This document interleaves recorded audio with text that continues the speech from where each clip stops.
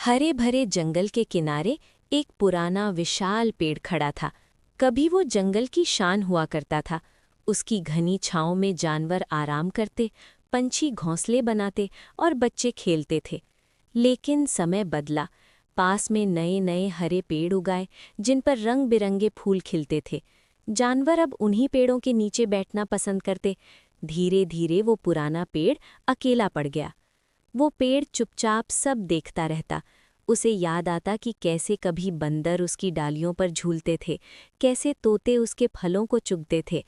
अब उसकी सूखी टहनियों पर कोई नहीं आता। हवा जब चलती तो उसकी शाखाएं हल्की सी चरमराती, जैसे वो अपनी उदासी कह रही हों। उसी जंगल में एक छोटा हिरन रहता था, जिसका नाम था मोनू। मोनू बाकी जानवरों से थोड़ा अलग था। वो शांत स्वभाव का और बहुत समझदार था। एक दिन खेलते खेलते वो जंगल के उस हिस्से में पहुंच गया जहां वो पुराना पेड़ खड़ा था। उसने देखा कि पेड़ की जड़ के पास मिट्टी सूखी पड़ी है और आसपास कोई जानवर नहीं है। मोनू ने पेड़ के तने से सिर लगाकर धीरे से कहा, तुम यहाँ अकेले क्यों खड़े हो? हवा चली और टहनियाँ हिली। मोनू को लगा जैसे पेड़ कह रहा हो, सब मुझे भूल गए हैं। अगले दिन मोनू अपने साथ पानी लेकर आया। उसने पेड़ की जड़ों में पानी डाला। तीसरे दिन वो थोड़ी खाद लाया। रोज वो कुछ ना कुछ करता, कभी सूखी पत्तियां हटाता, कभी मिट्टी को ठीक करता। बाकी जानवर उसे देखकर हंसते। बंदर बोले, अरे इस सूखे पेड़ में अब क्या रखा है? तोता बोला, ये अब कभी हरा नहीं होगा। लेकिन मोनू ने हार नहीं मानी। उसे विश्वास था कि अगर प्यार और देखभाल मिले तो कोई भी फिर से जी उठ सकता है। कुछ हफ्तों बाद एक सुबह जंगल में हलचल मच गई।